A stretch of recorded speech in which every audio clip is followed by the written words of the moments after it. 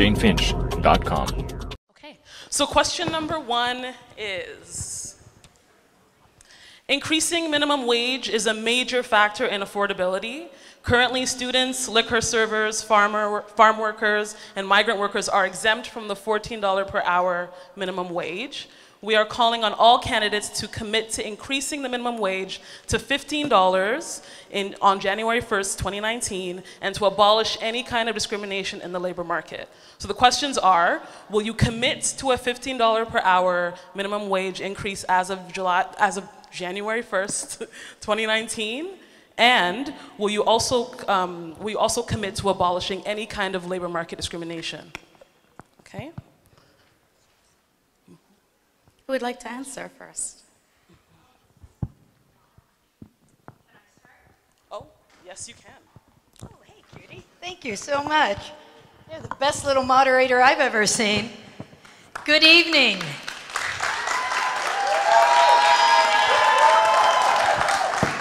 My name is, I'm too close to the speakers. My name is Deanna Sgro, and I am so phenomenally pleased to be here this evening. Sorry. Would like Regina to be sitting at the table. Yeah, thank you. I'm going to stand, though. Yeah. Okay, you can stand by your table. Yeah, thank you. Excuse me, I'll get over to my little corner here. So good evening and thank you. I'm so tremendously honored to have the opportunity to be here with all of you. It is a spectacular night outside, and yet the room is filled. And that means that we have a lot of community groups and community residents that have concerns, appropriate concerns, and I'm so excited to have an opportunity to try and address them and allow you to get to know me and my team and our platform a little better. So let's start with the question. The minimum wage. Everyone in this room needs to know that it was the Liberal government under Kathleen Wynne that went from an $11.45 an hour minimum wage to $14. And it was that same Liberal government that introduced a further increase on January 1st to $15. That is imperative to our community. We know there are families who need that extra money. We know that there are families, unfortunately, in this community with 2 working 20 parents seconds left.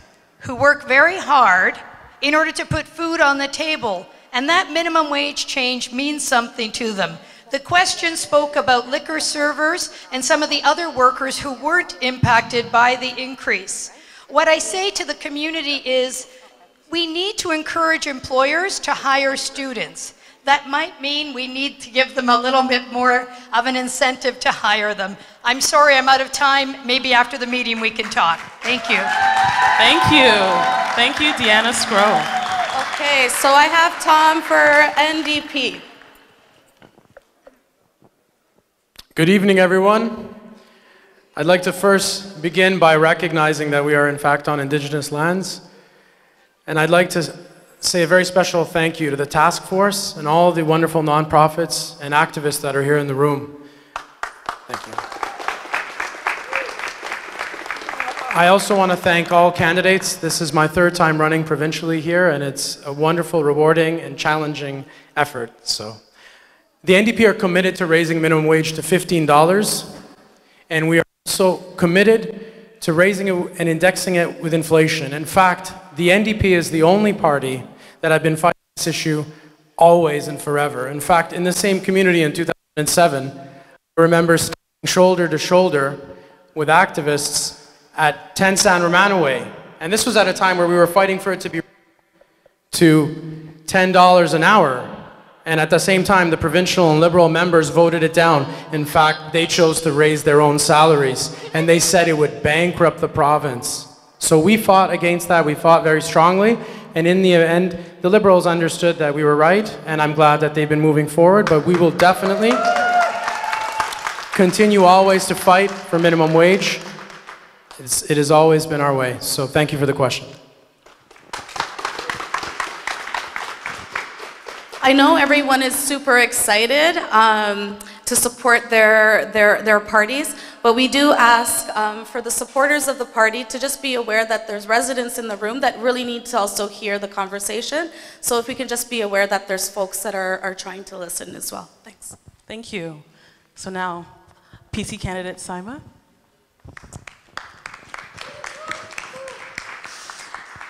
Good evening, everybody. My name is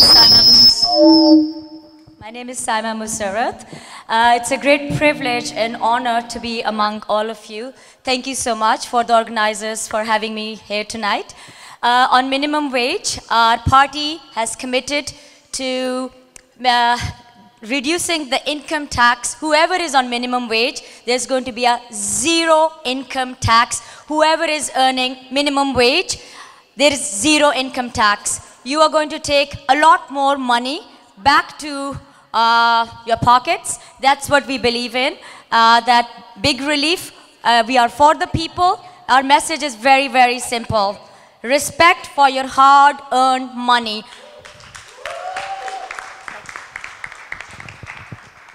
Okay. All right. All right. We have Lucy. Here we go. Good evening, everybody. I want to thank you actually for having me here. I'm part of the Trillium Party of Ontario, and as to the minimum wage, I believe that if there is going to be a minimum wage raised, whether it be $14, $15, that it should be equal right across. There should not be a discrimination on why maybe the servers don't get the same as maybe a factory worker. I think it should be raised all right across, because if the law is good for one, then it should be good for everybody. The other thing that I believe that we should really look at is the minimum wage can actually go up to $15, $20, $30 an hour, but if we don't tackle the real problem, which is actually the cost of living, it's not going to help us. I support raising the minimum wage. I do support that, but I also think that we need to look at the real problem, which is the cost of living in Ontario basically has gone up way too much, and we need to start looking at those things. Thank you very much. Now that's actually a great segue into our second question. So question number 2 is, with rent increases pushing people out of their homes and the loss of subsidized units in the Fir Grove community, how will you deal with rent control and the need for more affordable housing? So are we going to go in a different order this time, maybe? Yeah, let's switch it up. Who would like to go first? You'll go first. Okay, that's actually a great topic. Thank you very much for the question there. I believe that we do need to support more housing. Not only that, but we need to look at also is the deterioration of the housing that is in our area.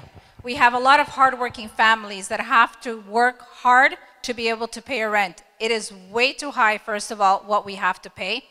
I think that there is a way where we can actually control that. Why not build rental units on Crown property?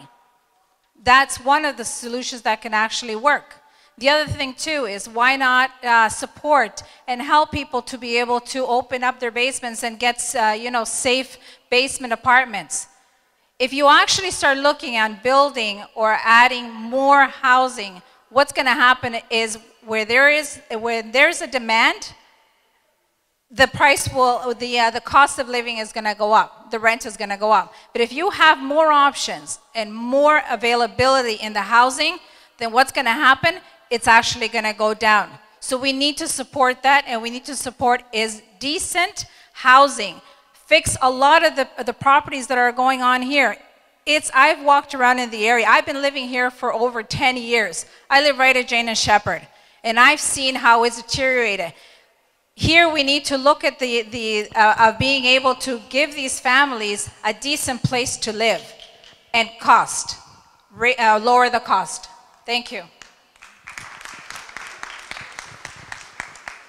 Okay. Cyma? Our party stand is very, very clear. We are going to support the rent control. We're going to cut the red tape. We're going to make more housing.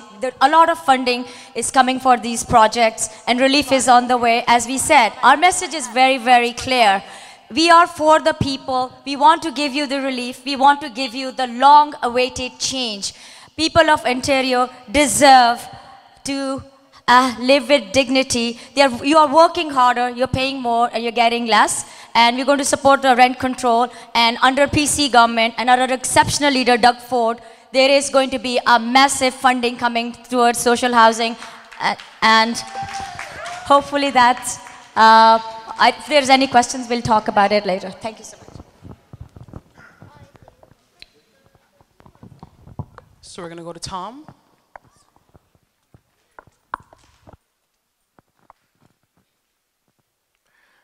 The issue of tenants is something very near and dear to my heart. I've lived all 41 years of my life in this community. It's the place I love most, and it's the place where I still live and I'm raising my family. For the first 32 years of my life, I was a tenant. I watched my family have to make choices between food, rent, and the medication for my father. This is a reality I grew up with. It's a reality faced by many people in this community now. And in fact, I consider myself a lucky one. We've seen a lack of funding by the provincial governments, the last Conservative and Liberal governments, that have led to places like Firgrove deteriorating and falling apart, and tenants being forced out of homes without a good plan. This has been the legacy of the last 25 years. The NDP understands this and recognizes this. We are going to build tens of thousands of affordable housing units. We're going to build support housing for people who need it as well. This is what got me into politics when I was a teenager at the age of 15. Fighting landlords and developers with a petition going around talking to adults about change and something better. And I've stayed that path. We are the true party that's going to stand up for tenants. And in this neighborhood, I'm the candidate that's going to work the hardest because it is the issue closest to my heart. Deanna Sgro. Thank you. I agree with Tom. I think this is a very, very serious issue. It's an issue that we have to understand is the result to some degree of supply and demand. We are benefiting from an economy that has seen growth. We are benefiting from living in a city where there are people who want to live in the city. With higher demand comes a need for higher supply. We have, as a provincial government, announced different measures, fair housing market measures, which have already started to make a difference. We have imposed a foreign buyers tax, which has helped moderate the accelerating cost of housing that we saw just last year. I know many of us have children. We ourselves are looking at the cost of these houses and we are concerned. We talk about rent and rent control. The Liberal government as well just introduced measures to assist renters, to ensure that renters, there would be a fixed rate when it came to the increase of rent for renters. Renters would know what to anticipate and what to expect. We are not allowing private homeowners who rent to our constituents to have control outside of these measures to either increase rents or to force tenants out using some of the provisions under the previous legislation. We're also expanding the tenant, the labor board, and helping residents and tenants have access to the information and protections that they need. It is a very important issue. It's one that all governments should work together for this community to ensure we are providing affordable housing and protecting our residents. Thank you. Thank you. So the third and final question from the task force. Oh, sorry. No. Yeah, okay. The third and final question from the task force. Mental health and addictions have been identified as priority health issues in this community. Our residents who are living with mental health or substance use issues face stigma, lack of access to care that is relevant to their culture and language, limited resources for supportive housing, and not enough diverse mental health workers and psychiatrists. These are all readily available in other parts of the city. So if elected, how will you ensure that our government allocates equitable resources and access to mental health and harm reduction services for our community? Start here? Okay. Thank you. This is an absolutely imperative question and concern for our community. And I am again so proud to stand before you as the Liberal candidate, because it is the Liberal government that has introduced historic investments into mental health. This is an area in our community in particular where we need to see more investments in workers, in access, for addictions, for our youth, and for our seniors. And it can't be done with the current resources. So the Liberal government has committed a record $2.1 billion to helping in this absolutely necessary area. And what people have to understand is that investment has been costed, it's been thought through, it has been budgeted for. And it has been prioritized because when we help people at the front end, when we address their issues in the beginning, we save ourselves costs long term. We avoid them having to go to the emergency rooms. We can minimize our waits. We avoid them having to be hospitalized. But more importantly, in my opinion, we give them the support that they need so that they are not victimized, so that they can live and thrive in our community and be productive members of our society. Again, I'm very proud of the Liberal platform and the commitment by our government to support mental health. Thank you.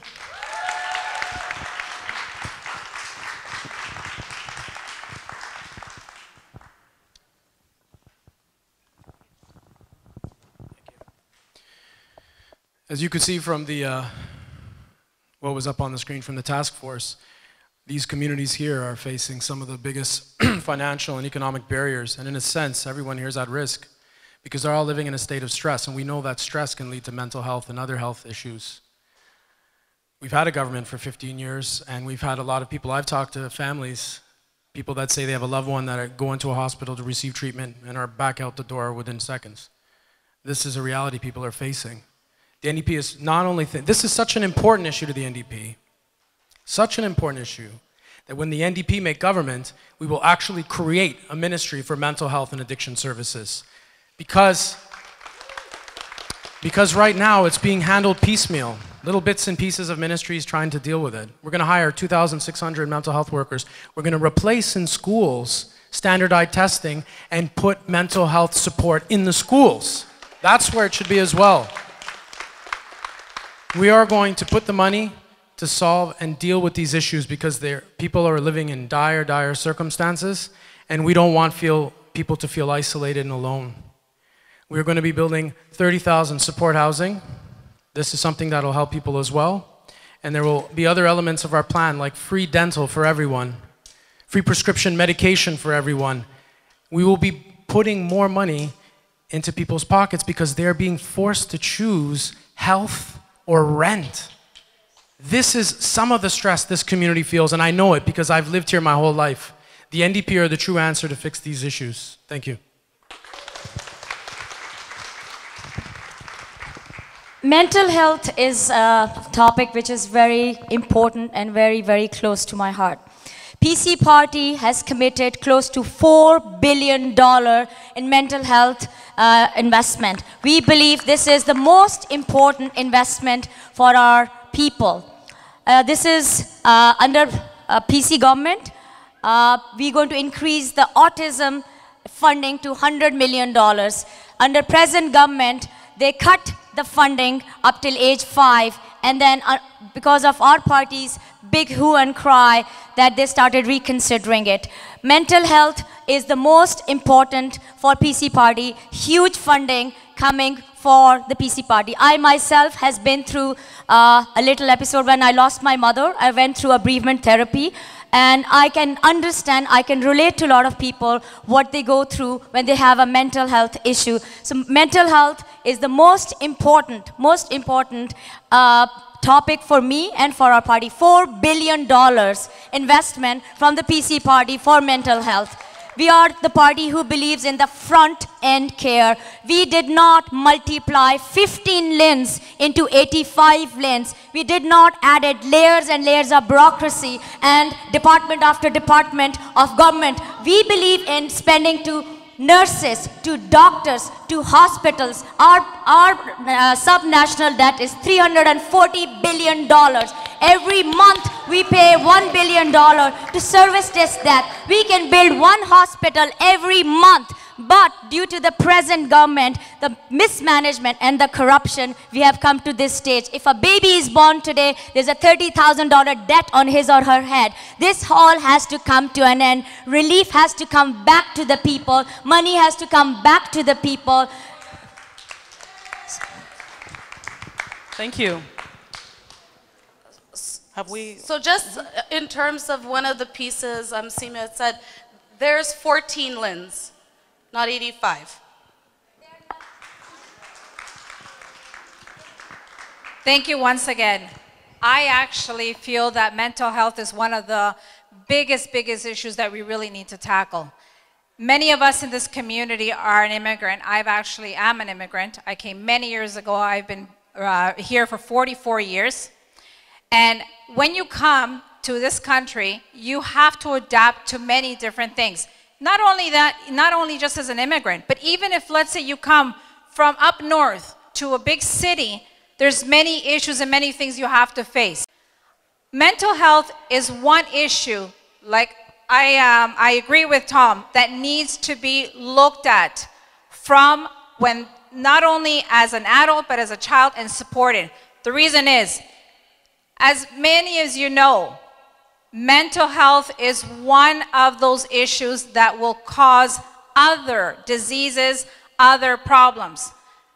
Everything has gone up. Cancer, all that. All that is linked to mental health. Mental health, it does not necessarily mean because someone is, needs hospitalized or anything like that.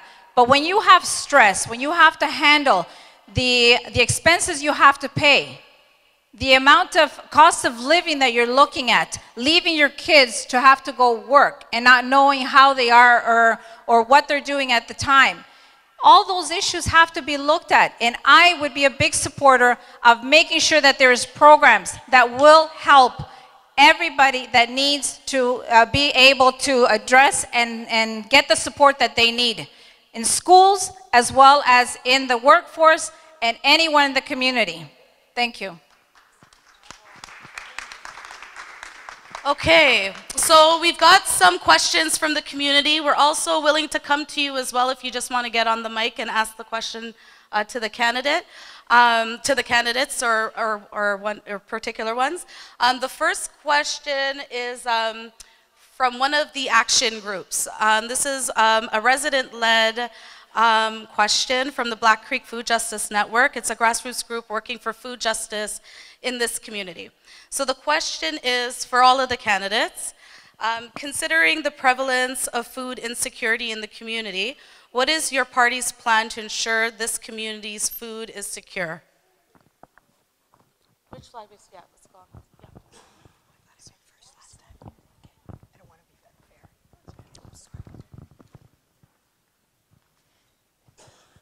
Thank you for the question, and I want to thank the organizers for tonight. Your questions this evening were very, very important and touched on some very significant issues. When it comes to ensuring the security and safety of food in our community, I certainly think the Liberal government is taking steps by introducing the $14 minimum wage so that residents can hopefully afford the bare essentials in terms of food. We also have many establishments in the community. Unfortunately, we also have food banks, and those are a necessary reality in our community, and they continue to require support. This is an issue that the Liberal government is sensitive to and our community is aware of, especially.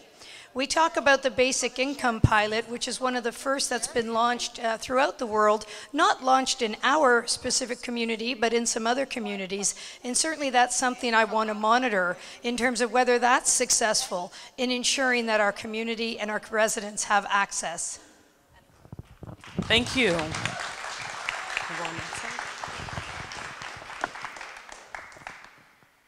Thank you.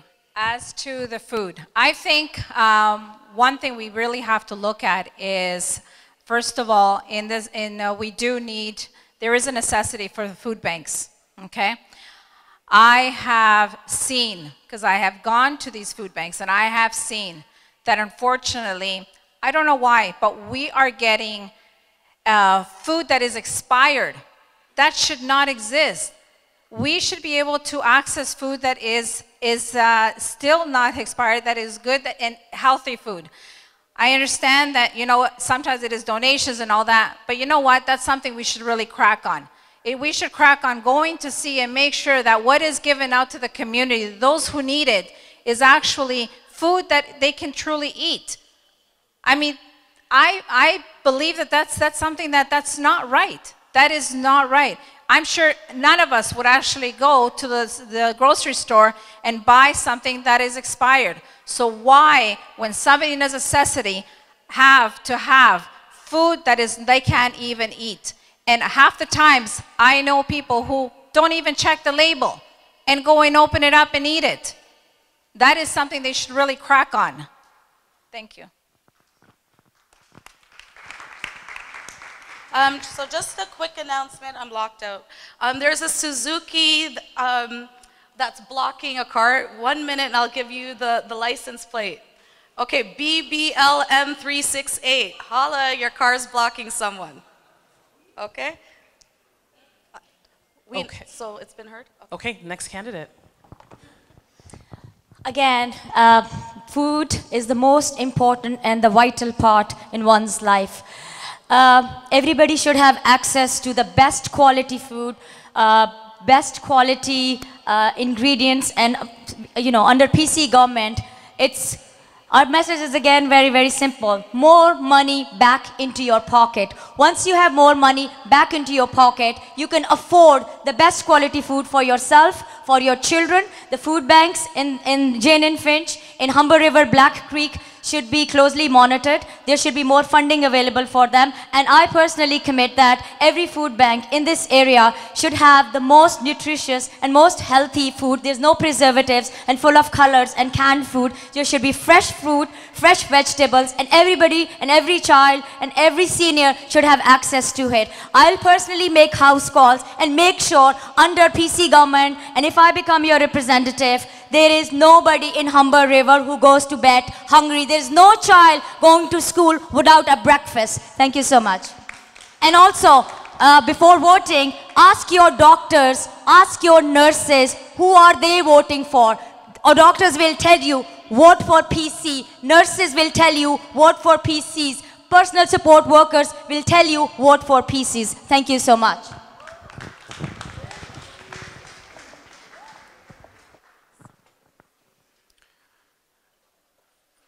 Cyma, first, I didn't realize you had lost your mother, and I want to wish my deepest condolences and may she rest in peace. So, the issue of food in our communities is a massive one. And the NDP is committed to raising minimum wage, raising social assistance. We're committed to providing free dental care for everybody. So again, these are things that will help instead of people being forced to choose between health or food. We have to continue to invest in the nonprofit sector. There are a number of wonderful nonprofits that are food rescue programs, food banks. We have to continue to ensure that these exist and that they receive proper funding.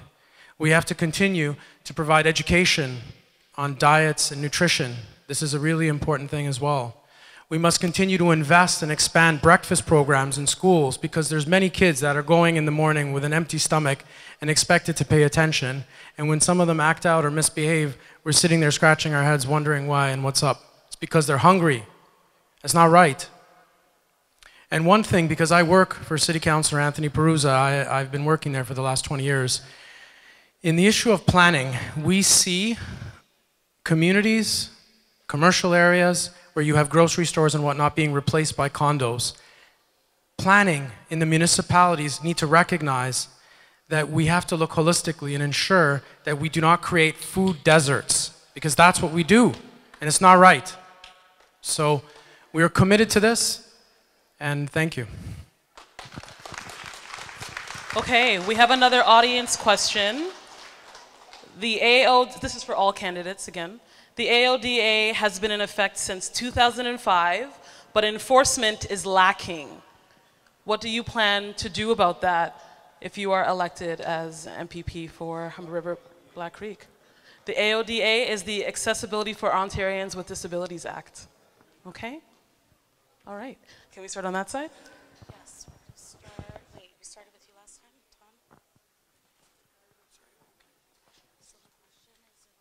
Tom?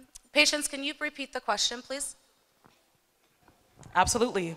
So the Accessibility for Ontarians with Disabilities Act has been in effect since 2005, but enforcement is lacking. If elected, what do you plan to do about AODA enforcement?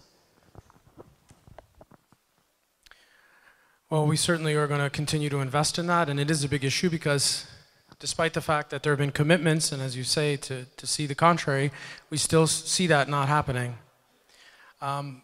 We also want to ensure that investments follow places and people not based on age, but based on need. So in the issue of autism, for instance, we have families or people with developmental disabilities that see their support and resources from the government cut off at a certain age or being forced to reapply.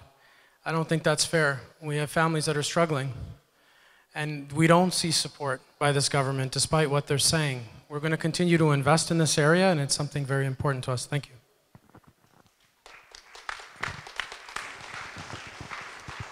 Ontario disability, again, is a very close, very important topic for me. My father, a few years back, had a larynx cancer, and he went through a complete laryngectomy. He has a stoma, and he needs special equipment to breathe. He needs special HME filters to breathe. So all of a sudden, the funding for his company was shut down, was cut down. So the family, and he has to bear the cost. And I absolutely support the full funding for Ontario disability. The funding should be increased. This is, again, which I've experienced firsthand. And anybody who has any kind of disability should have the maximum access to the funding and the facilities. Thank you.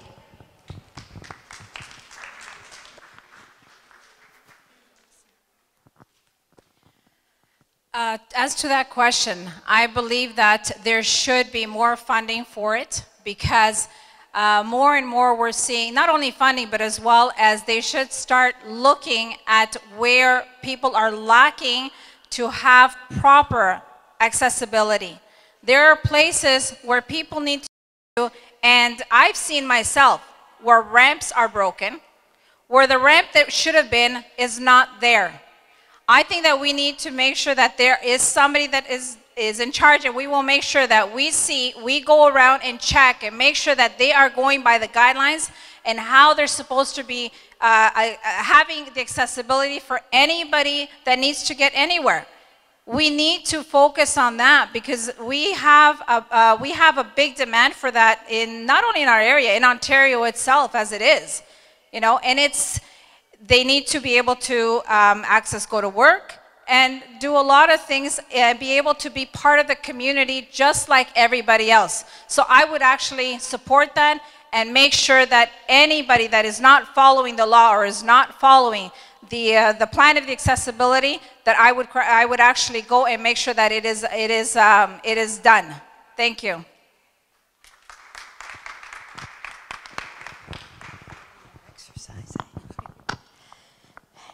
So accessibility, what we're talking about here is the opportunity for our constituents, and we know we have many, and this is throughout Ontario, not limited to Humber River-Black Creek, but it's the opportunity for our residents to have the protections that the legislation intended for them to have. So we have a piece of legislation, which is a very important piece of legislation. It involves accessibility. It involves the issuance of the handicap permits that we see in the vehicles. These are all important tools, but they're not effective if they're not enforced, not overseen, and not implemented with consultation. One of the things I've come to learn is that, in fact, our very well-educated architects don't have a component to their program about accessibility. I'm privileged.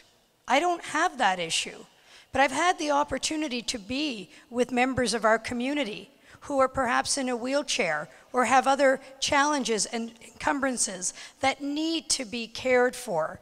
We need to ensure enforcement. We need to ensure that if we issue a handicap parking sticker to somebody, that is somebody who is in need of that sticker. We can think about gas stations. For many of us here, we can pull up to the gas station and put in our own gas. Self-service isn't an issue. 20 years ago, we had a lot of full-serve stations. We don't have those any longer. And if you have accessibility issues, how do you manage to deal with that? It's a simple example, but a real example for many members of our community. It's certainly something I want to be sensitive to, and I'd like to see more enforcement. Legislation is the right step, but it's not sufficient if we don't have teeth behind it. Thank you.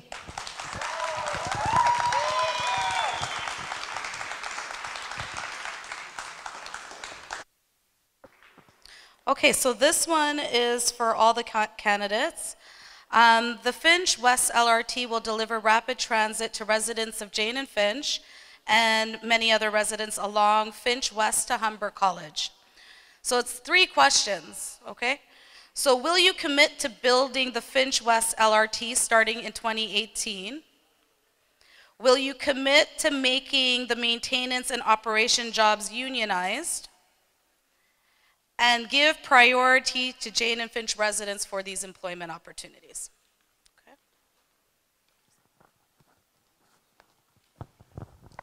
Ontario PC Party has committed $5 billion for public transport. LRT is going to be built in Jane and Finch. The work has already been started, and equal opportunities should be given to everybody in Jane and Finch, and they will be the top priority whenever there is a job opportunity or any job openings. Jane and Finch, actually the whole Humber River-Black Creek riding will have the first priority, and I will fight for my people. Thank you so much. Thank you, thank you. Who went first last time? I think you went first. There you go. There you go. Thank you. I would definitely support that. The reason for is because, as you know, the population keeps growing. We need more accessible transit. We need more, people need to get to their jobs, as well to school. And as the population keeps growing, things need to change. So I would definitely support that because of the fact that you don't want to be waiting for a long time for, let's say, half an hour, which sometimes happens, because I've had to take the bus myself. I've had to take the streetcar. I've driven the subway as well. That 25 minutes that sometimes I could be waiting, I could be spending with my family, or I could be at work making more money. So I would definitely support that and make sure that if the residents need more transportation, then we would have to fight for that. Because the residents are the ones that should be saying what is needed in this community. And if I actually become your voice, I will have to do that. Under my mandate, I need to be your representative, not my party's. I will be your voice and not the party's. So if the residents say, I need this or I want this, I have to be able to go there and say, this is what is needed in our community to make it better, or for whatever reason it is that the residents need in this community. So I would definitely support it. Thank you.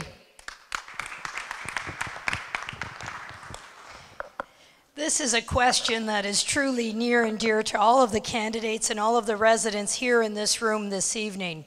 And again, I've got to speak to the Liberal record of commitment and delivery.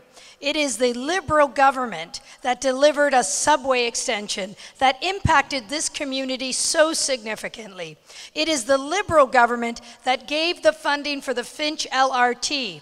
These are tremendous, tremendous achievements for our community. They took far too long, but they're here, and we have the benefits of them. And we are going to see our Jane and Finch community continue to gentrify because of these investments. I had the privilege of riding in a school bus. along the LRT route with the infamous Mr. Winston LaRose and a few other people in the community. And I can tell you, all of the groups that were there and that participated with Duke Heights in that experience of driving along Finch were so grateful to see this investment in our community. And it is my intention to use my skills as a lawyer and an advocate to ensure that we continue to get these types of investments in our community. And of course, without question, this is also going to create jobs for our community, and that is imperative to me as well. So I'm very, very pleased. I'm pleased of the Liberal record. I'm pleased to stand behind it, and I can assure you I'll continue to fight for us.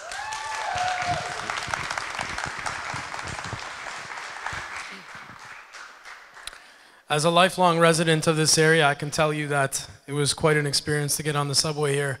And I've been eagerly awaiting this LRT that's been promised to us so long ago. These are projects that require multiple levels of funding from different governments. Working with Councillor Anthony Peruza, I've been happy to be able to be directly involved in these projects. I want to actually recognize CapG for their incredible work in securing and fighting for a community hub as part of that LRT.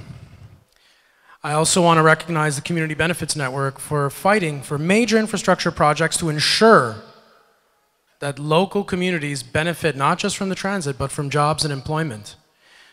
There will be people, imagine in our community looking down from San Romanoway, watching excavation and wishing that they could have been behind that shovel earning a decent wage. We want to ensure that communities will get the jobs when the projects are done there. This is something that we will fight for. So this is something really important. And one thing that I do want to mention, which was disappointing as a community member, was the original LRT plan, which was delayed by the provincial government, actually went all the way from Yonge. It connected both subway lines and was out to the 27. It's long overdue, and we have to continue to fund massive transit projects like this. Thank you. We have another audience question here. This is for all candidates again. Small business is hurting. What does your party intend to do for the businesses in this area, as we know that business builds the community? Maybe we'll start on that side.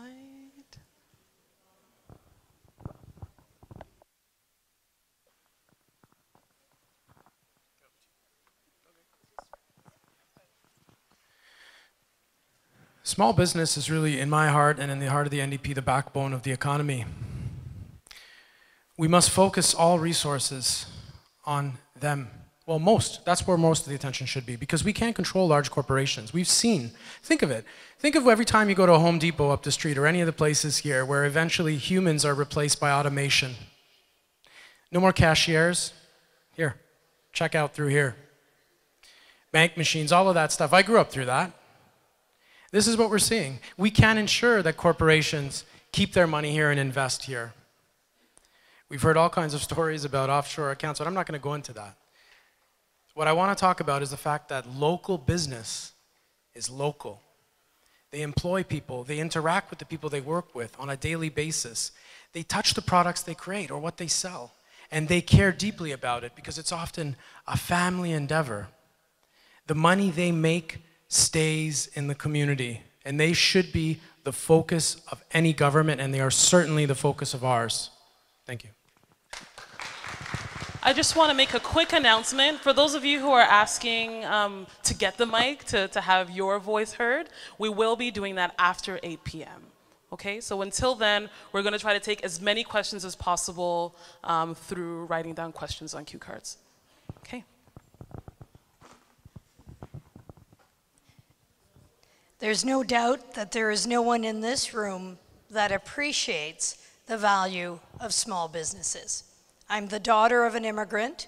My father came here as a carpenter, and he ran his own small business. My mother, who's currently the MP for the riding, was his bookkeeper. My sister and I were often his laborers. So I understand small business, and I understand how important it is. And I recognize that one thing the Liberal government did when they implemented the increase into the minimum wage to $14, they offset it with a tax benefit for our small businesses.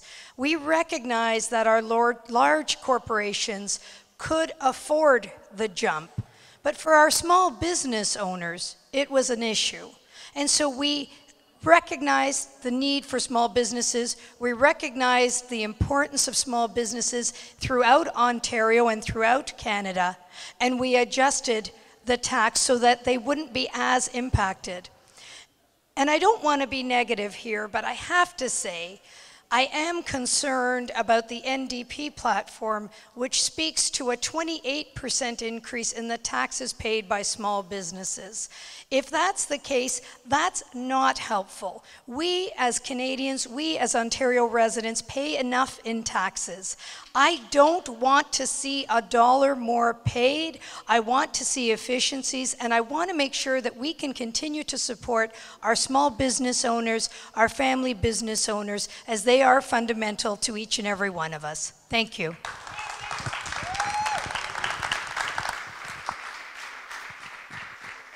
Thank you.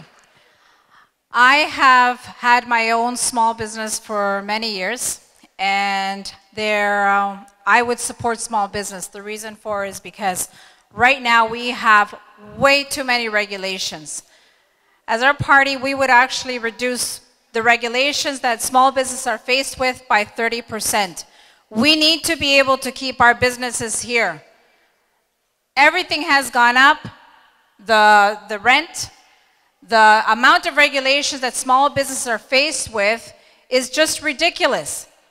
If we only start looking at reducing the amount of regulations we have and the cost that it is for us to run a business here and fix those problems, we would be able to maintain our businesses here. Small business is the backbone of our community. We need to support, as a community, we need to support these businesses. The large corporations have come in, and we tend to forget that these small businesses actually need us. So I would support in letting people know and telling them that, you know what, as a community, we need to start looking at the businesses that we have in our area, start shopping there, start going there. And more importantly, is the regulations is what is killing us. I have a small business, and I have been faced with too many regulations, too many issues that I have had to face before I can even start my business. So that is one thing I believe is hurting the small businesses, in not only in our community, but in Ontario itself. And our party would actually bring it down 30%, the regulations. Thank you. Ontario is the most expensive province to live in. We have the highest subnational debt any province can have in the world, $340+ billion. Every sector in this province is suffering. Businesses are moving across the border. We have the highest hydro rates. We have the highest corporate taxes. We have the highest number of red tape under the PC government. The Liberals have created a huge environment where businesses are just cannot survive. They cannot bloom. They cannot grow. Under PC government, the businesses are going to jumpstart. New businesses are going to open. We're going to kickstart the economy. We're going to create more jobs. We're going to give subsidized hydro back to Ontario, not selling at a loss to US. A PC government is going to bring prosperity in this province, more money back into your pocket. So please vote for PC party, and please always remember, under PC governments, there is more money coming back into your pocket, lower taxes, lower red tape, lower hydro rates. Thank you so much. All right, so we have a question for all candidates. This is going to York University. The cut's almost 700 unionized jobs. Students who usually get these jobs lost health benefits and a contract that guarantees stable income. This provoked a strike that has dragged on for months. The strike continues today because York refuses to bargain with the union. The Liberal government has made this situation worse because they are trying to introduce back-to-work legislation. They have made it easier for you to avoid bargaining. How will you hold York University accountable for cutting unionized jobs and refusing to bargain? I think it's that side. PC Party is a big supporter of unions, and we are going to bring the talks back, and whatever it takes to end this strike, we're going to work for it.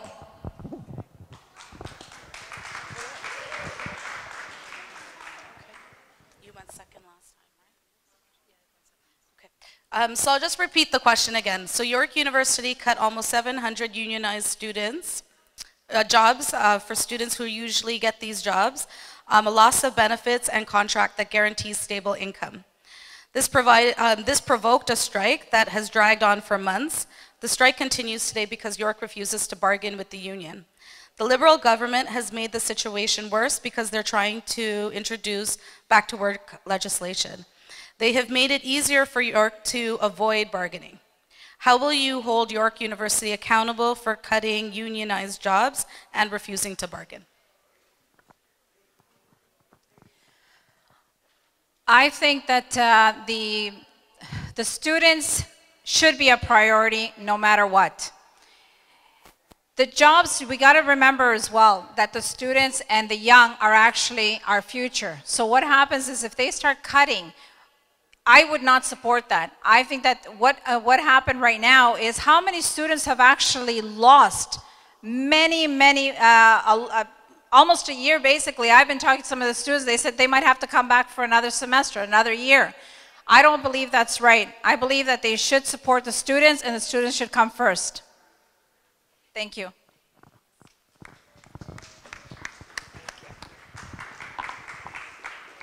So I certainly agree with Lucy that students have to come first and their education is a priority. I'm a proud graduate of York. I'm a proud graduate of Osgoode, which is also at York. Unfortunately, when I was a student, we went through a strike. So I personally have been through a strike experience. There's a period of time where we must let the process work.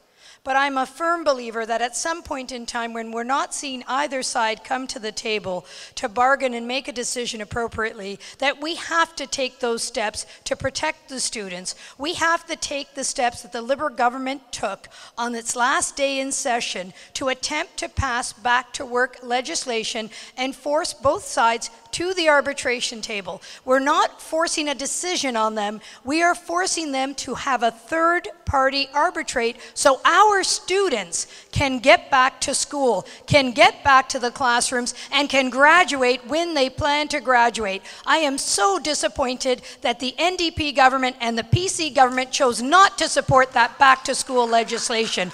Our students are of fundamental importance. These children, I have talked to a number of them. I've talked to parents of students who didn't graduate or whose graduation was deferred. They are not able to join the workforce. They're not able to proceed with their plans. They get discouraged. Yes, there's a period of time where we must permit striking. It is an essential and basic right for all groups. But there is also the point where we must support our students. This is the case, in my opinion, when it comes to healthcare and education, and that's my position on the issue.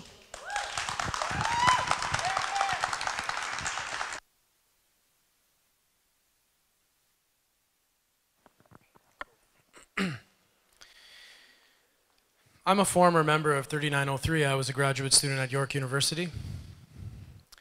And I'm really disappointed to see the government dealing with education like it's a political game, doing what they did at the last minute right before an election is called. Previous back-to-work legislation of this Liberal government in, I think it was 2012, resulted in a $57 million successful lawsuit against this government for what was called to be an unconstitutional act. If an NDP government had been elected in last time, I am completely convinced that the strike would have never happened in the first place because we underfund our universities. We are at the bottom of the list, pretty much, in this country for funding our educational system, and we have students that are all, their crime is to want a post-secondary education and they're being forced to make ends meet with no money. The government should have been in there mediating and working with both sides so that they could reach an agreement, not doing what they did and playing games. Thank you.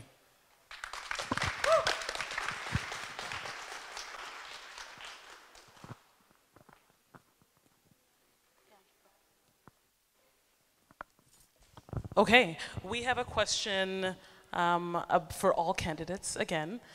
We heard that that all doctors will be voting for one party.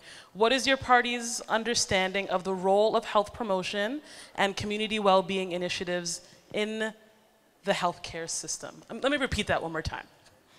What is your party's understanding of the role of health promotion and community well-being initiatives in the healthcare system?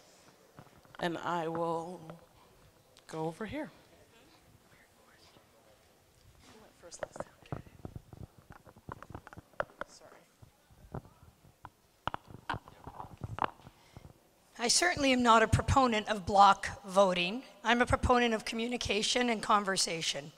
Healthcare in our province, healthcare in our country, we are the envy of many.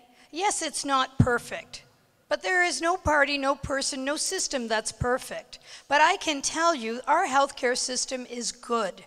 People would love to live in this country, to be able to access the quality hospitals we have. The Liberal government gave us the brand new digitalized Humber Hospital. They reopened the Finch site, and they're giving us Mackenzie Health. Those are investments that are required for healthcare.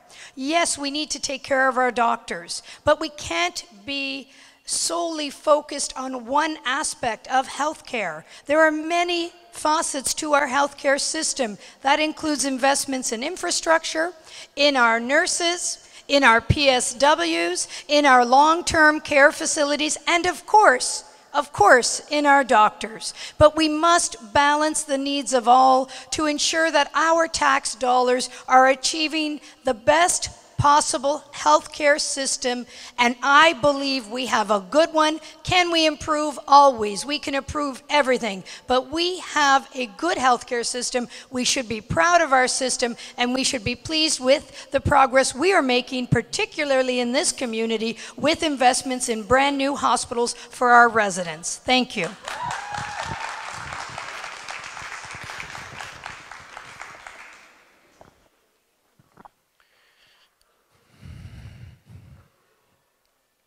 Public health care is one of the reasons I joined the NDP, because it was the NDP that brought public health care to this beautiful country.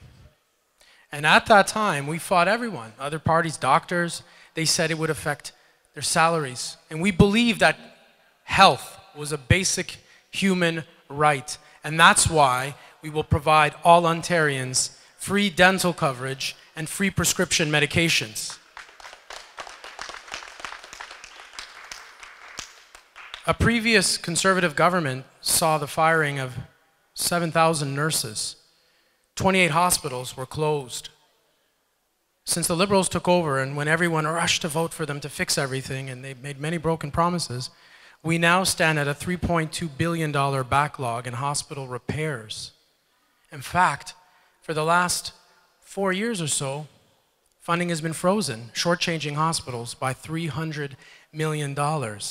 And healthcare is a black eye to this community where I live, because many people, some who are sitting in this room, wanted answers about the closing of the former York Finch Hospital, later to become Humber River Regional Hospital. We asked. There was a petition signed by thousands presented to the former Liberal member. Where were they? Where were the Liberals when questions were asked by this community? They were shut out, ignored. It was an NDP member who had to bring the petition of thousands into Queen's Park and Legislature, and they were ignored. We were promised it would stay as an emergency care center, a place where you could bring ambulances. Didn't happen. They closed that too. Some people drove people in dire circumstances only to see a closed sign in their nearest place of health. This is the legacy of the Liberal government in this community, and I'm ashamed of it, because I've lived here.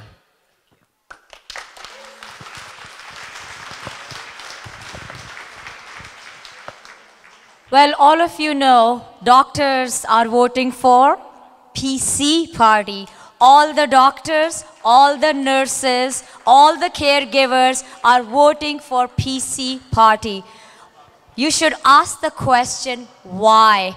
why your healthcare providers are voting for Ontario PC Party, because they know we are the only party who is for the people, who believes in the front end care, who does not believe in ballooning and expanding and doubling the government departments. Front end care is the topmost priority for PC Party. Under PC Party, 30,000 new beds will be added. Under PC Party, huge funding is going to come towards the hospitals. A CEO of Humber River-Black Creek is part of the policies for the PC Party on the health portfolio. So my friends, relief is on the way. Your only hope for a better and respectful life, to end the hallway medicine, is to vote for PCs. When you go to an emergency, you don't have to wear a half-naked gown and be put in a hallway on a stretcher and lose all the dignity. You will be properly and immediately treated by the PC government. So please, vote for real change. Vote for the party who cares for the people. Thank you so much.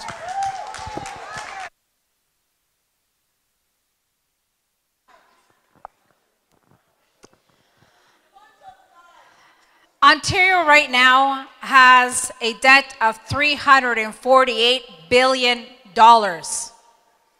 I would like to know is where they're going to get the money to build new hospitals. I don't believe in building new hospitals, but what I do believe in is opening up the beds that are already there.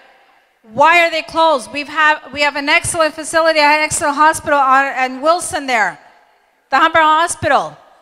We need to actually take the money away from administration and funnel that to the frontline workers, which is the doctors, the nurses. I had to take my daughter, and I was 2 days in the hallway of an emergency department. That should not be. Healthcare should be the priority in anything that we do, because we all need to make sure that our health is the first thing to look at.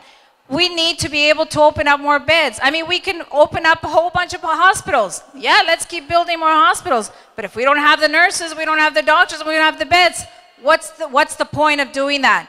So I believe that what we need to do is funnel the money back and support more doctors, get more nurses, and open up those beds.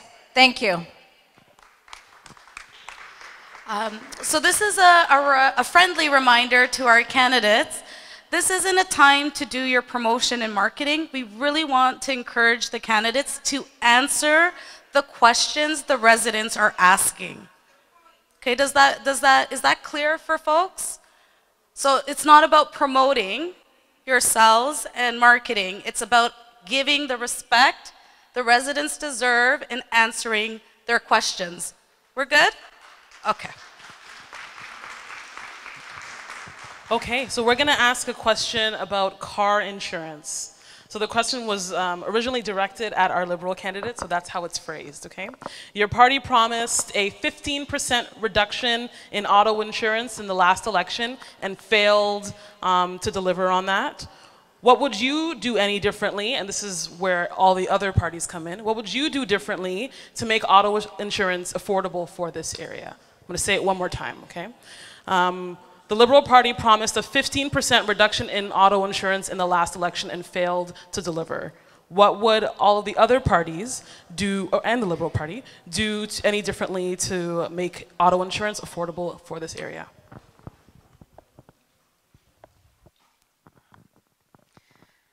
Yes, the auto insurance is an issue I think that we've been faced for many, many years. I don't believe that because you live in a certain area, the auto insurance should be higher than another one. Just same way one person can get into an accident from one area, the same thing in another one as well. I would advocate that the insurance be the same all across. It does not matter what area you live in. We all have to have the insurance, we have to have accessibility and be able to have affordable insurance. That is the key. I don't understand why we cannot come up with a program.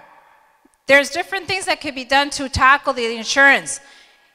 We can actually advocate and say, you know what, if let's say the insurance, give back to the person who's got the insurance. Give a rebate back. That's something that I would actually put in and really push to see that if you know what, if you have not had an accident, why would you have to pay, or because you live in an area, have to pay more because of somebody else who lives up north?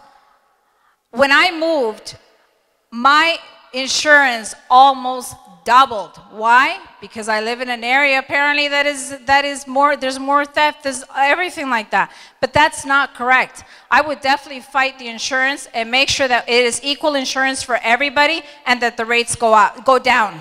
Thank you.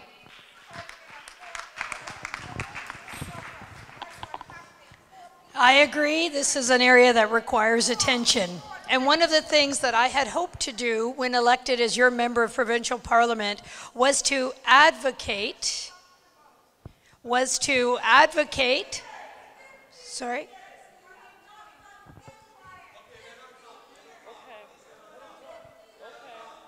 Okay. So in fact, the Liberal government did implement reductions, but the reductions weren't low enough to really impact our community. But one of the things that I really wanted to advocate against was the fact that in this particular community, Humber River-Black Creek, we were being penalized because of the perception or the occurrence of a high rate of fraud. And it's the fraud that's impacting the insurance companies and our rates. So what the Liberal government has announced in advance of the election is that in fact they will prohibit insurance companies from tailoring rates based on your postal code. So we will certainly see an improvement here for our particular community once the Liberal government has been elected on June 7th. In addition to that, what we are going to see is independent medical assessments. This is an important issue to reduce costs that each of us who drive a car, costs that we must each bear, and are certainly a challenge when we need our vehicles to get to our places of employment, to get to our groceries, to get to our families. So I am definitely sensitive to the concerns of our community, and I look forward to the opportunity to advocate for each of you. Thank you. Okay, so before I go over to this side, it's a difficult elections. A lot is on the line in this elections, and we do feel the pressure in this community for many decades. Is that so? Okay. But I ask of you for us to still continue this conversation. And when we start opening it up to the mics, to the audience, we'll have some of this a little nicer. I know you do, sis. I know. Okay, is that okay, guys? Okay.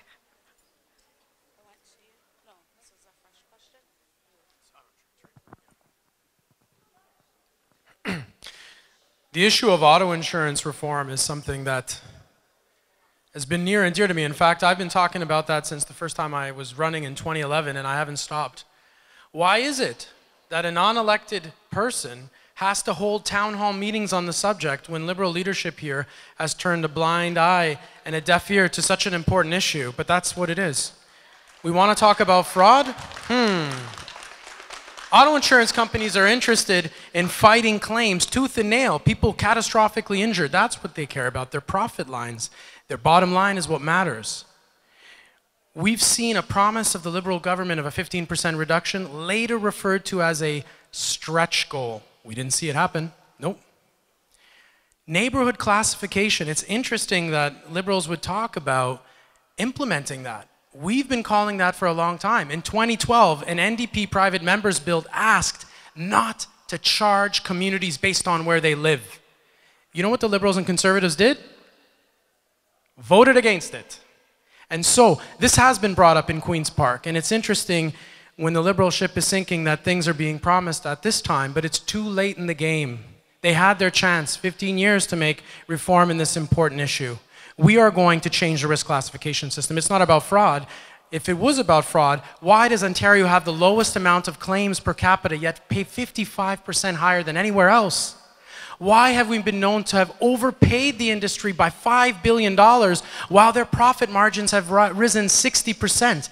This is a government-regulated agency. Let's get to the books. I'm the only candidate that's going to tackle it. I have the track record.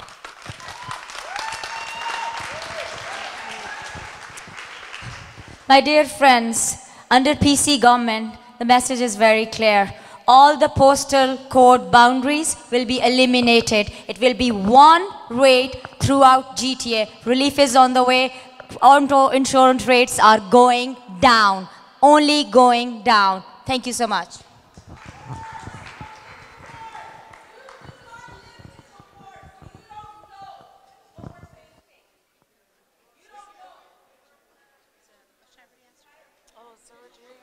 Okay, my bad. Okay, this is an education question. So education and outcomes for future careers for young people in this neighborhood. This is for all candidates. So it is projected that over 60% of all good paying jobs will require post-secondary education or training. At the same time, a significant number of African Canadian students are dropping out or being pushed out of school before completing their secondary school, which means that this demographic cannot complete for their future high-paying jobs. What's the plan? What's the plan that you have for your party to reverse this trend? You guys get the question? Yeah? Okay. Okay. I'll say it again quickly. So it's projected that over 60% of all good paying jobs will require post-secondary education or some kind of training or trades. Okay? At this time, a significant number of African Canadian students are being pushed out of mainstream school or dropping out before they're able to even complete their high school for these future paying jobs, good paying jobs. What's your plan in reversing this trend? Just today, our leader, Doug Ford, made a commitment to a huge funding for the teachers and for the schools, for particularly African Canadian, if I understood your question. There should be more mentorship programs. There should be more engagement from the community. There has to be an open dialogue, and I'm all open to have that dialogue with everybody and make sure that youth have equal opportunities, whether they want to pursue the post-secondary education in universities or they want to take a polytech course or a vocational training. So absolutely, our youth should be empowered. They should be encouraged to move forward and be part of a very productive and a successful life. Thank you. I think we need to be clear with this question, right? Like, we're talking about, in particular, Black students who aren't able to graduate, okay? We're not talking about young people on a whole. We're talking about a particular demographic of young people.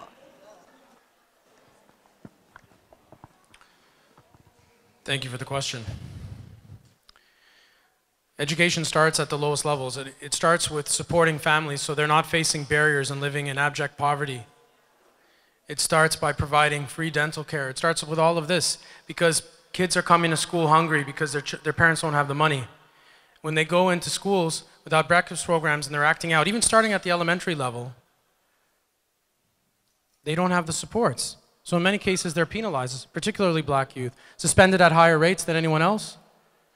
Suspended for things that other people of other backgrounds probably would face a detention for. Why is this happening? When they talk about safety in schools, why aren't we talking more about social workers, about mental health? Why aren't we investing in our schools? We've seen 270 schools close across the province in the last 15 years, and we see Liberals talking about education.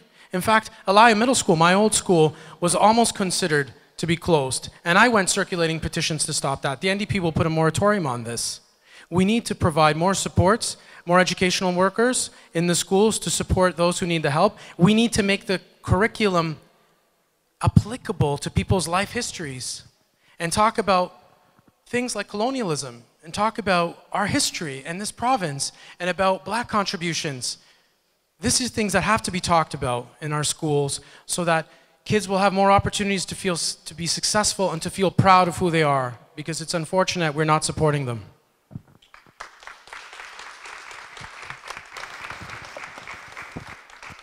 Thank you. I agree with Tom. Education starts at the grassroots. It starts with our kids and with our community. There is a place for government in supporting education in all communities. And one of the steps that the Liberal government has taken is introducing free tuition. And that is of particular importance to our community, which is recognized as a lower income community. It is the parents of our children and our children in this community that can say, if I achieve the grades, I can go to school. I will not graduate with debt. We have helped 235,000 students with free tuition this year alone. This was a tremendous step in dealing with the perils in our community. Again, it's communication. I'm a proud member of the JCA. The JCA supports specifically scholarships for students from the community to encourage them to go further. I'm a supporter of 31 Division and their scholarship program. We need to do a better job of getting into the schools when the children are in grades 1, 2, 3, 8, and 12, but up to 8, to let them know they can go to school, to let them know they need to go to school. I agree. Everybody needs the access and opportunity to a post-secondary education. York University is a phenomenal institution. We need to ensure that our children visit it at a young age, strive for it, and know that it is attainable. And with free tuition, it is attainable. And these are some of the measures that need to continue in order to ensure our children get the exposure to the further education they need.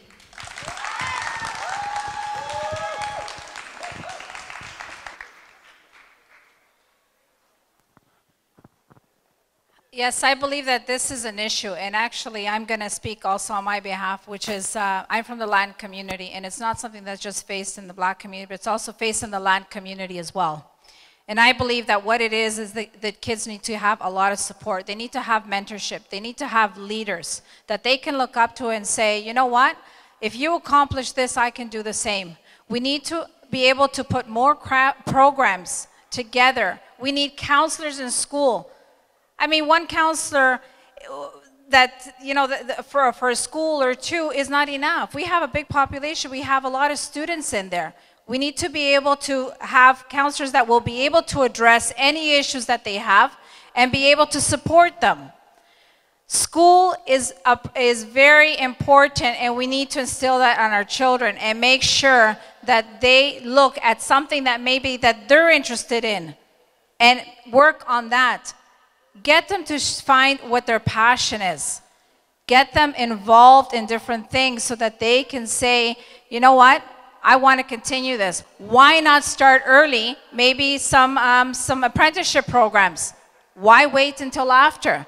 If you start them, I mean, I remember a long time ago when I went to school, not a long time ago, but when I went to school, we had home economics. You know what? That was a fantastic thing that we had. We got to learn other different areas of photography. We did cooking. We did different things like that. Each child is different, and we have to look at what it is that they are passionate about and support that and let them work on that so that they can continue in school and make sure that it's something that they want. And as parents, we need to support them. Thank you. So we're going to transition and allow folks to ask their own questions. So we do recognize the questions that folks wrote, and we value these questions, but we also know that folks are also in the crowd wanting to ask questions.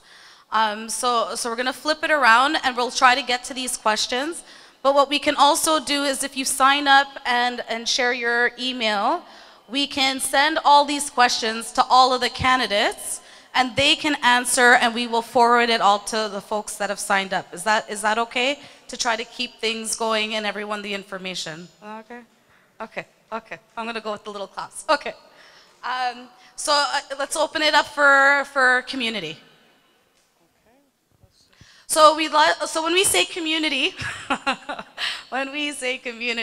okay, so this is a community town hall.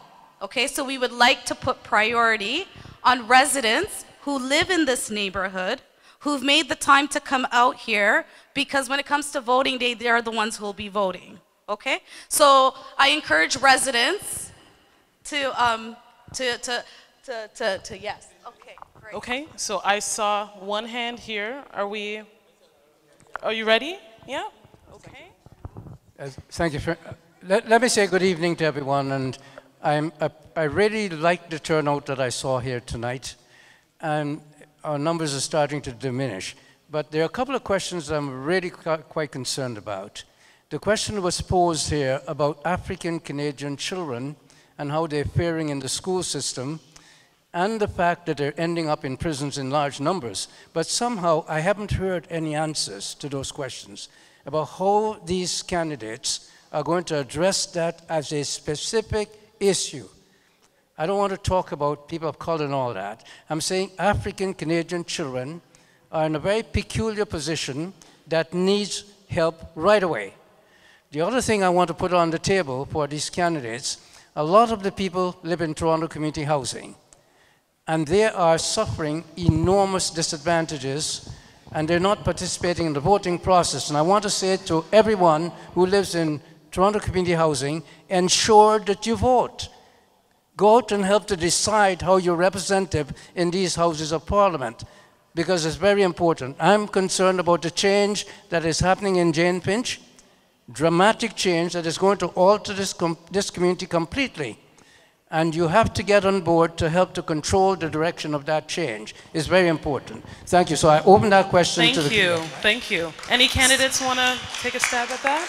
So the question again is, what are you going to do about the discrimination, systemic racism that is pushing our students, our black students in particular, out of mainstream school and into the prison to pipeline system? Okay, so you get kicked out, and the path is likely prison. What are you guys gonna do? Any volunteers for who wants to go first? I'm just taking volunteers, okay.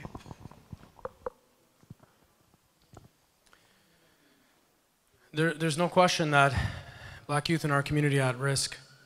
And there are many instances of their criminalization and their mistreatment.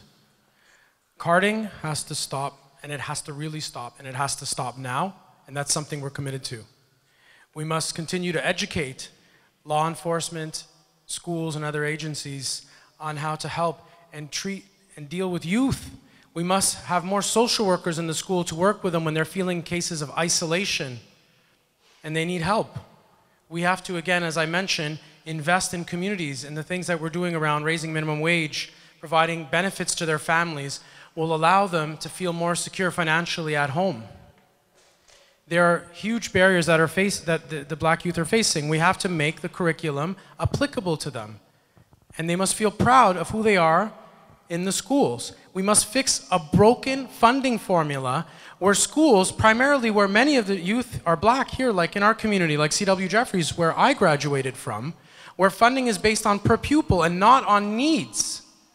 So that means we have essentially equivalent funding in very wealthy areas where parents can have tutors for their kids. They can take care of kids easily after school. Yet here, where families are struggling to make ends meet, they don't have the support. We have to start fixing that broken funding formula. It's a complex issue, and the NDP will fight for it. It is central to us. We need a fair and equitable system, and we need to provide opportunities.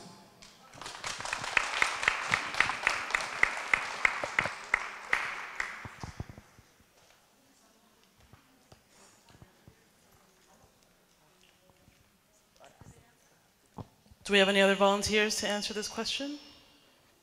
Okay. Winston, thank you for the question.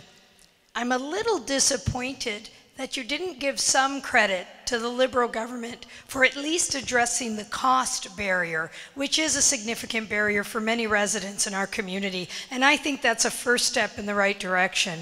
We also have a government that has recognized the issues of racism, and that racism is in our policing system, and it is in our society. And so we have invested in, and I know him personally, he's a phenomenal community leader, Justice Michael Tulloch. Justice Tulloch was the first Black judge to be appointed to the Court of Appeal, but more importantly, he was tasked with working with our police on racism. He was tasked with addressing carding, and that was our premier who took those steps.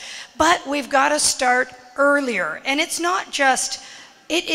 not just one community, in my opinion, in this riding that needs support. It's also the Latino community, it's the Somalian community, it is many of our new immigrants who need support, who need to see a path, who need to have resources in their schools. If we are seeing in our schools an issue with students not graduating, students dropping out, then we need to put more resources into those schools. And it's my intention to study those facts, be aware of those facts, and advocate, because the government has pledged money.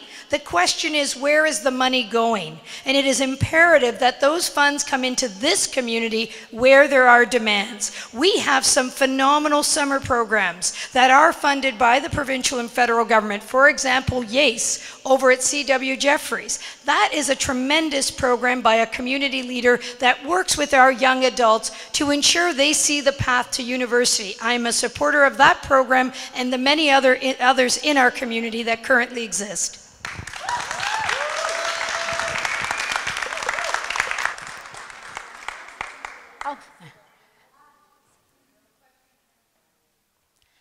Thank you for the question. I'm going to go back to what I said before regarding the education.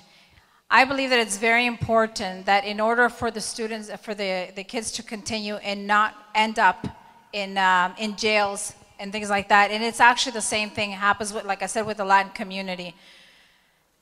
They need to be able to have, like I said, mentorship programs. We need to have more funding in this community to be able to support them. Each one has their own way of thinking.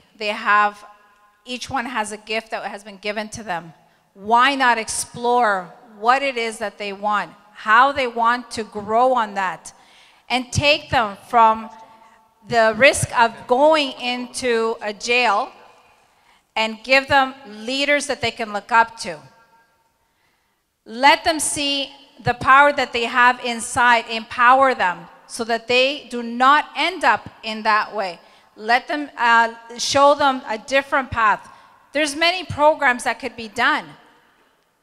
What happens, I believe, with these kids is the fact that they don't have, a lot of the times, they just don't feel that they can compete or they can move forward from where they are. Sometimes it does happen. I've seen it. Maybe things that are happening at home and all that, so we need to support. We have to, everything we do, we need to go back to our home unit. We need to be able to fix that. Make sure that families are not suffering, families are not going through problems, because they are. And that is actually that is actually affecting the kids. They need to see that things could be different. Maybe there's a situation going on at home, but it doesn't have to be that way. So we need to develop more programs for these kids to empower them. Thank you. I see two components to this issue.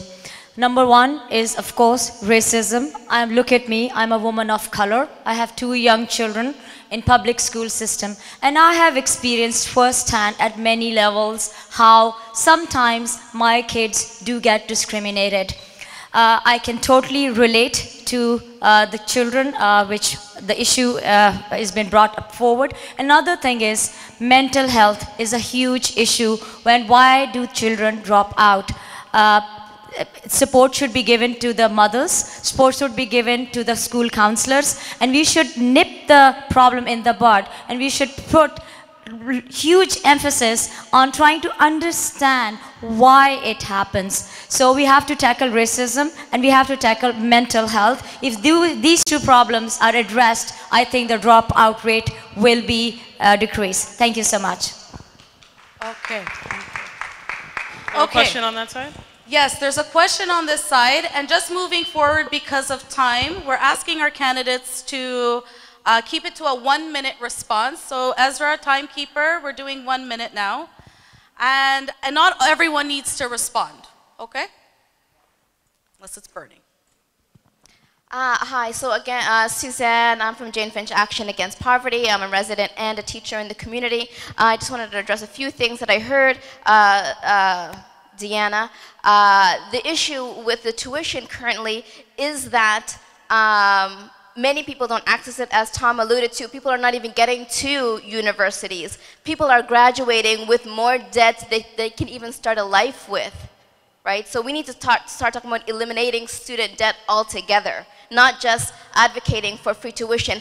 And the politicians around the table are taking credit for things that community has pushed. It was students who pushed free tuition. It was the Canadian Federation of Students who pushed free tuition. It's this community who lobbied for the Toronto Police Services to get out of schools. Well, so when we're talking about racism and anti-racism, I mean, I don't think that we're taking our cues from you, leaders, but you should be taking the cues from us.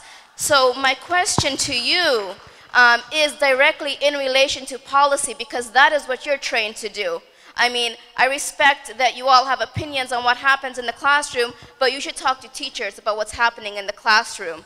So as the potential politicians and leaders in this community, I want to know very specifically what your plan is to fix the funding formula, because the Liberal government for the past 15 years was supposed to address this from the previous Conservative government, but this has not happened. So again, what is your specific plan to fix the funding formula, because that lies at the root of all the questions here today around education and the disenfranchisement of the people in this community.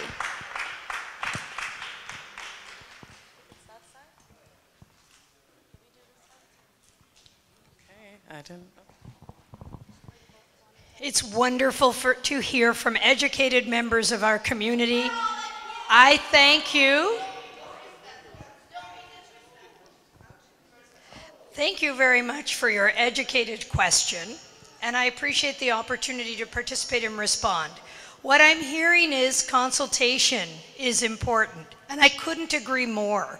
We are not alone able to make the decisions to help everyone in our community. We need to hear from each and every one of you. And I have said this at so many doors. I have said, please do me the favor. Once I am elected your representative, do me the favor and stay in touch. I can't advocate for each and every one of you if I haven't heard from you. In order to be effective and to use my education, my knowledge, and my voice, I need each and every one of you to come to meet with me. I need to participate in the task forces, and I need to learn so that I can represent you well. All right. Are we going to take one from, we're going to take an audience question from that side, or we're going to Tom? Okay. Right there, just give me 1 second. Real government, and I agree with you 100%, is bottom up, not top down. And I recognize the incredible work that many of the people in this room have been doing to make the community we all live in a better place. And I'm privileged and honored to have been able to work with them and take cues from them, working for Councillor Anthony Peruza for the last 12 years, because this has been my lifelong home. We will put a moratorium on school closures so that communities aren't feeling under threat that they're going to lose a school. We will fix the way that it works. This government doesn't understand equity because it doles out education based on number of pupils, not needs of a school. That has to end right now. And that's why this community is disadvantaged, and so many other communities across this province. It's shameful. This has to change. And I'm going to fight tooth and nail. I have a teaching degree myself, and I've lived my entire life here. and I'm going to fight for this important issue every day when I'm your MPP. Okay, we have another quick question up here. Sorry, before we ask that question, there was a comment that was said in response. This community, these residents come with rich stories and experiences. These residents are professionals, educated, they're worldly people, they build community.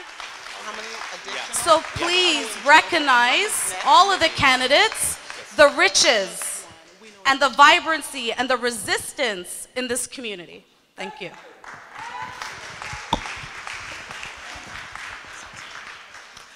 Hello, good evening. My question is for all candidates this evening. My name is Jacqueline Dixon. I represent GBKM FM Radio.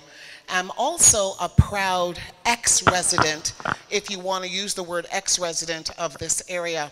In 1968, my father arrived in this country.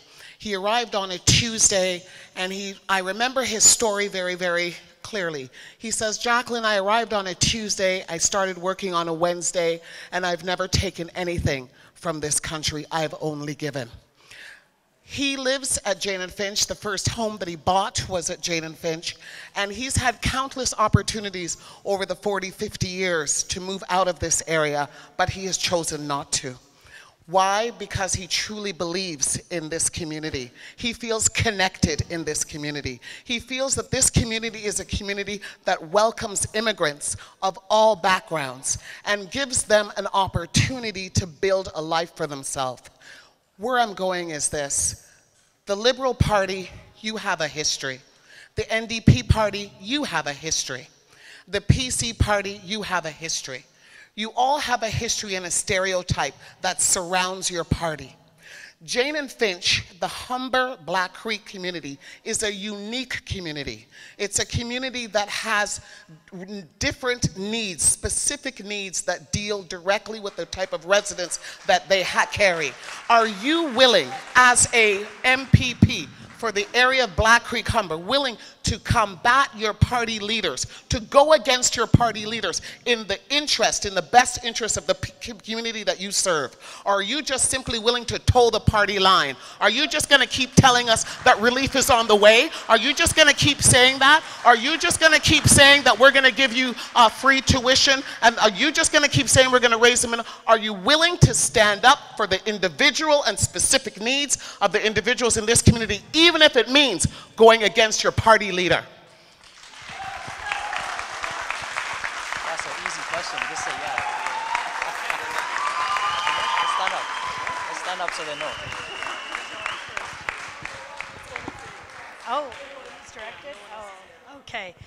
A fantastic, passionate question from a passionate ex-resident and the daughter of a current resident. Yes, I am willing to fight for our community. I am willing to do what it takes to represent this community.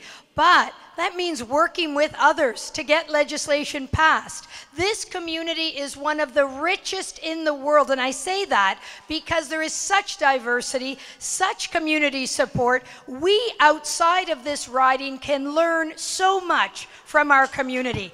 I go door to door, I knock. I have people sharing cultures, religions, and experiences together and supporting one another. It's absolutely beautiful, and it is something I embrace. I embrace all of our cultures. I embrace all of our diversity, and I support our new immigrants. I support our families that are struggling. This is imperative. I will be a voice, but I will be a voice that is cooperative and represents all of you.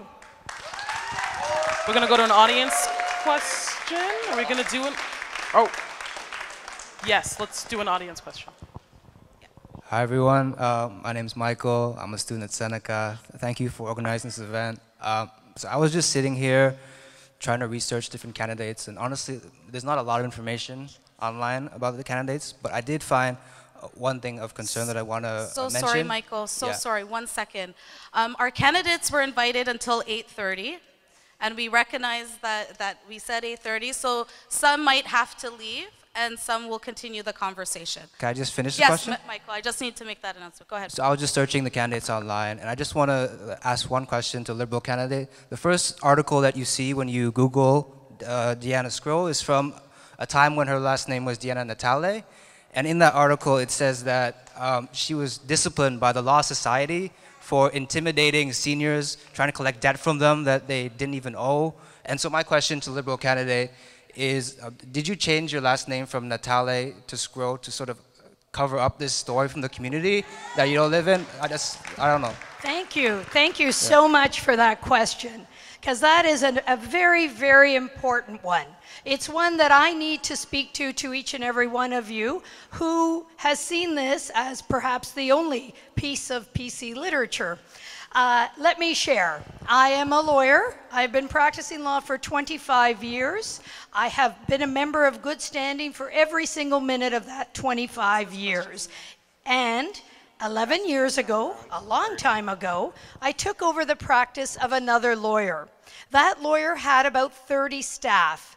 I hired those staff members, and unbeknownst to me, unfortunately, the lawyer who was my predecessor didn't have the same integrity, didn't have the same rules and requirements that I had, and therefore those staff members were not trained to my standards. I had a choice. The choice was to terminate them all and start fresh, but I chose not to.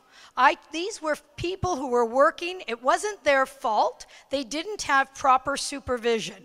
What I chose to do instead was to immediately introduce a training program. I gave each and every one of them an opportunity to be tested and then to meet personally with me and sign off on a statement that said if they were to breach my rules of professional behavior, if they were not to behave with integrity in dealing with people, consumers, clients, otherwise, that they would be terminated with cause. I am so pleased to say that the practice improved.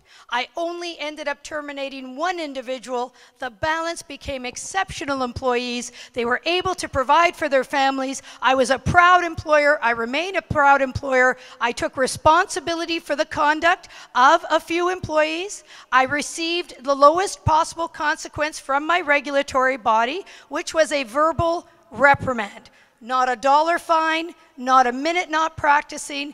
I remain someone with tremendous integrity, and this is very, very important area. I'm so glad you gave me the opportunity to clear the air, and I will continue to fight for my employees and my residents the same way I fought for them. Thank you.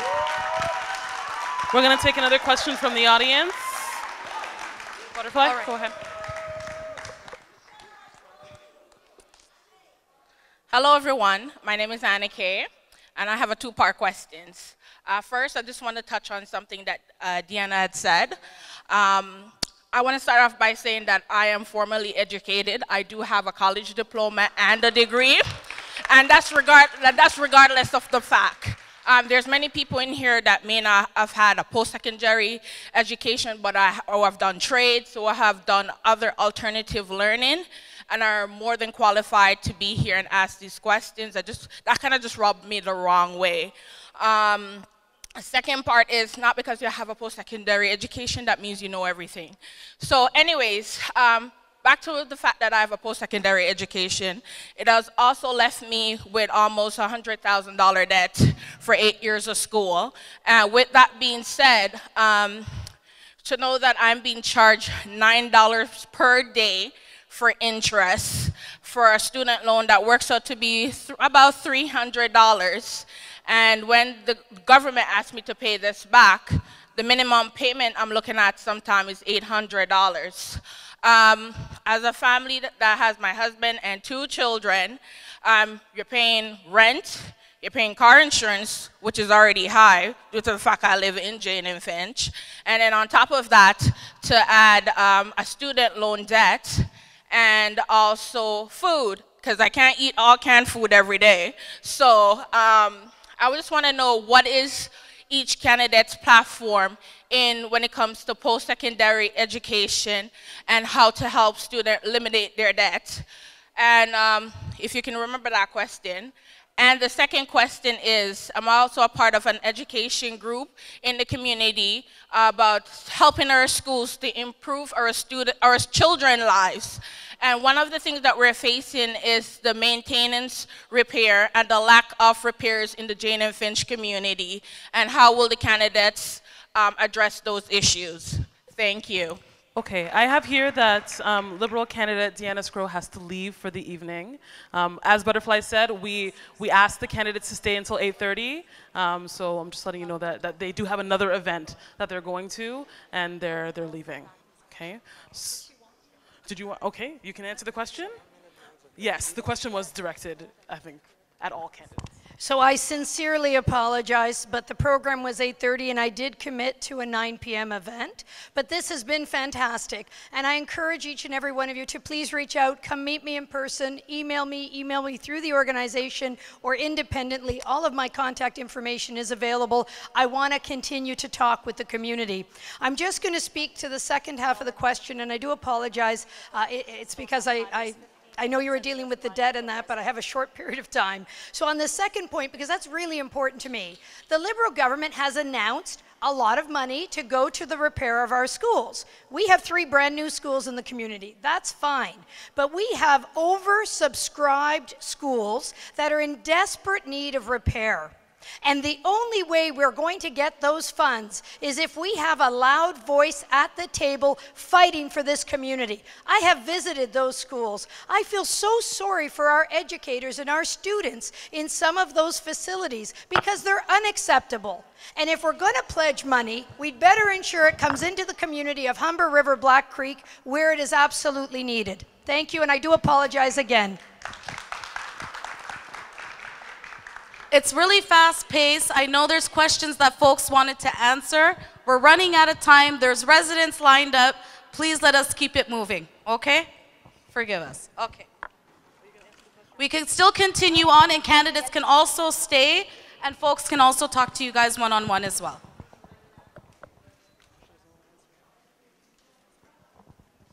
Is there any more questions from audience, or should we go? Okay, we've got questions at the back. Nice. Somebody has a mic that's on. Yeah. Is it on? Yeah. Okay. So my name is Amanda Coombs. I'm a tenant representative. I'm also a mental health first aid instructor and a support worker. In this job, I've had the opportunity to support parents in home and in the classroom with children who are autistic and who have other developmental disabilities. Many of the parents that I support throughout many of the housings in this ride-in have to send their children out of this ward to go to school to get the support that they need.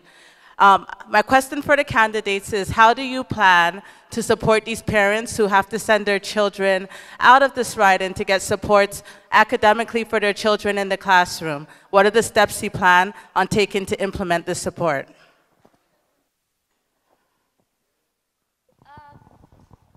Liberal candidate just mentioned something about a PC candidate release. That's me. This is this flyer, and the question was asked, who is Deanna Sgro? So one of our residents raised that question, and I stand by every single word which is written in this flyer. You can do your own research. You can go on the Law Society's website. You can read the Law Society's decision, or you can watch the video which was released by Global News, or you can read the article in Toronto Star. If this is not true, then she can come and talk to me eye into eye and tell me that this is not true. 155 complaints from the members of public against Deanna Natali, who goes by the name of Deanna Sgro now, going after the seniors and general public, telling them that they owe them debt, and in some cases, in most cases, they did not owe anything. Thank you so much.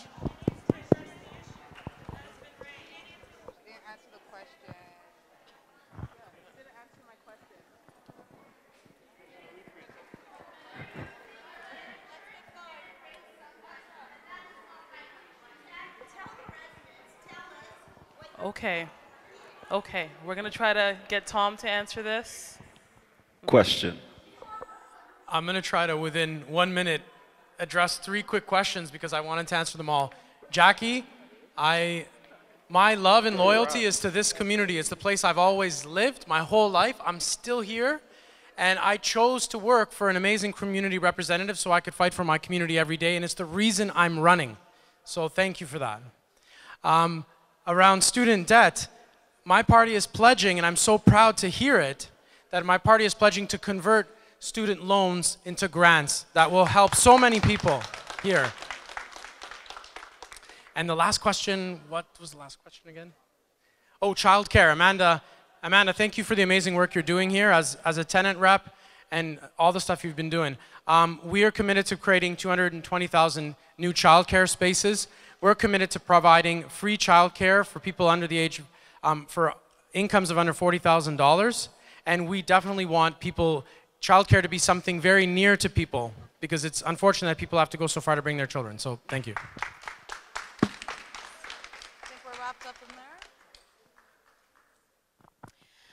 I wanted to address actually Jacqueline's question there. I can tell you that I can truly be the voice. We have had too many years of the parties promising many things. I can tell you is that myself, with our party platform, we are not guided by whipped votes, which is the three parties. If you know a little bit about what whipped votes is, basically is whatever the party tells you to do, that's what you have to do. So if you are told to vote according to what the party says to you, you have to. Or guess what? You get reprimanded. And that is not right. That's not democracy. I represent every single one of you. I have lived here. And the party that I am part of, we do not believe in that. We believe that I need to come here and ask what you guys want and take it back over there. And not vote according to what a party says, but according to what you guys say. Thank you. So we have an audience question. Yeah, go ahead. Your microphone is not on. Can you turn it on? There's a...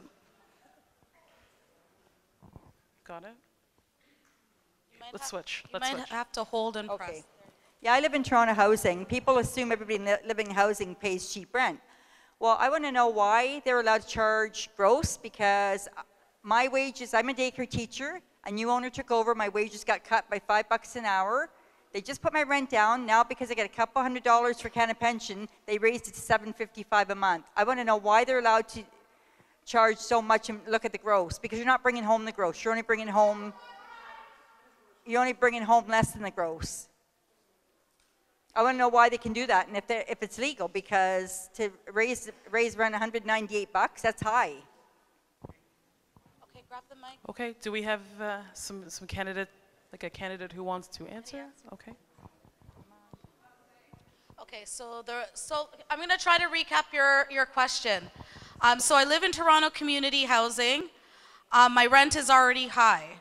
Her income went down, but another supplement kicked in, so the rent went up a lot.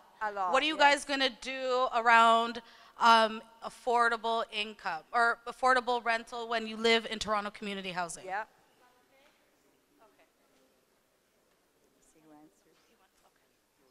Oh, all right.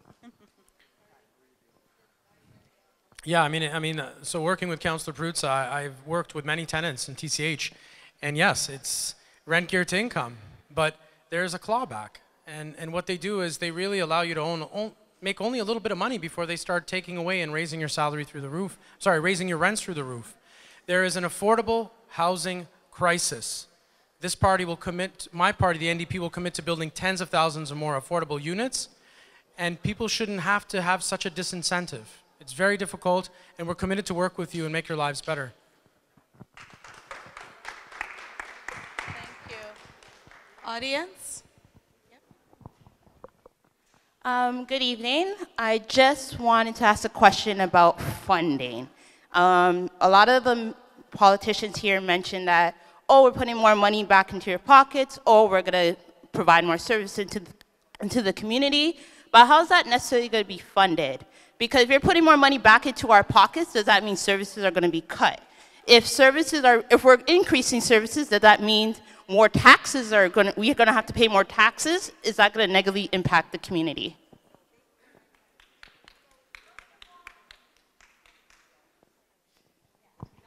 First of all, under PC government, let me assure you, let me guarantee there is going to be no cuts. I repeat, there is going to be no cuts.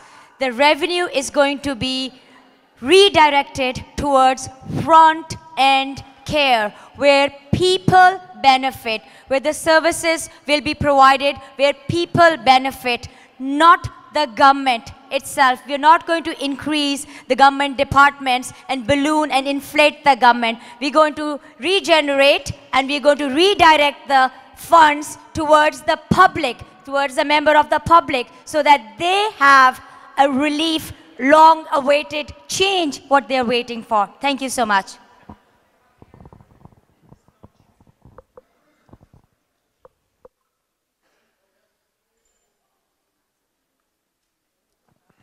Okay, here I am again.